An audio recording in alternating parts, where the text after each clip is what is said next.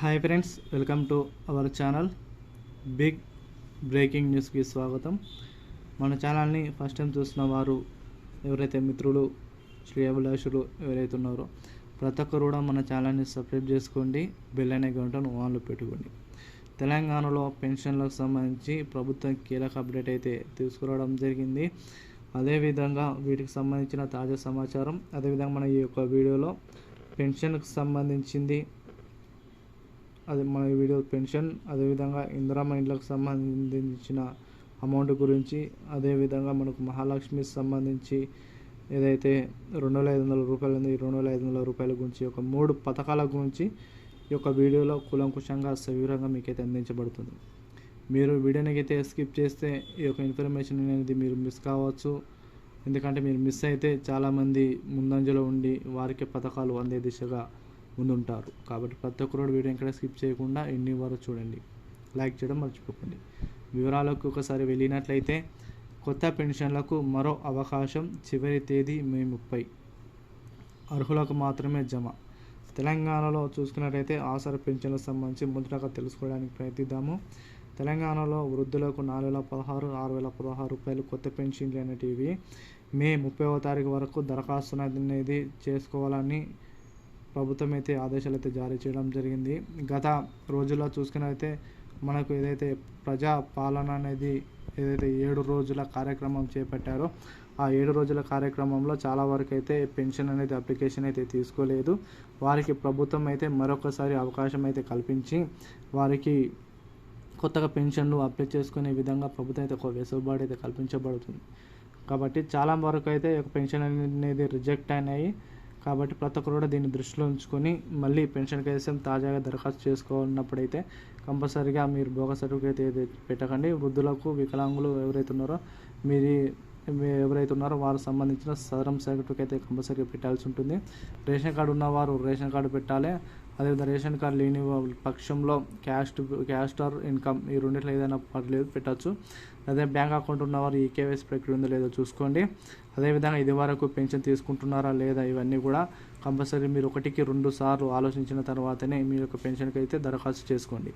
ఒక్కసారి మీరు పెన్షన్ కోసం దరఖాస్తు చేసుకుని రిజెక్ట్ అయితే మళ్ళీ మీకు లైఫ్లో అయితే పెన్షన్ అనేది రాదు. కాబట్టి ఆచితూచి మీ యొక్క పెన్షన్ అయితే అప్లై చేసుకోండి. మే 30వ తారీఖు అయితే మీకైతే అవకాశం అనేది ప్రభుత్వం మీద కల్పించబడుతుంది. కాబట్టి ఎవరైతే అర్హులు ఉన్నారో అర్హులకు మాత్రమే పెన్షన్లు ఇస్తామని మనకు ముఖ్యమంత్రి రేవంత్ రెడ్డి గారు మంత్రివర్గాలతో చర్చించిన తర్వాత ఈ యొక్క నిర్ణయం అయితే తీసుకోవడానికి అవకాశం అయితే కల్పించబడింది. మరి అసలు పెన్షన్లే అప్లై చేసుకున్నారు, పెన్షన్లు ఇస్తలేరు సార్, మరి పాత పెన్షన్లు ఇస్తలేరు, కొత్త పెన్షన్లు ఇస్తలేరు అని చాలామంది వాపోతున్నారు. ఎందుకంటే మనం ముందు చూసుకున్నట్లయితే జూన్ 2వ తారీఖున మన తెలంగాణ ఆవిర్భావ దినోత్సవం సందర్భంగా కంపల్సరీగా పెన్షన్ అనేది ఇవ్వడానికి ప్రభుత్వం అయితే సన్నాహాలు అయితే చేయడం జరుగుతుంది.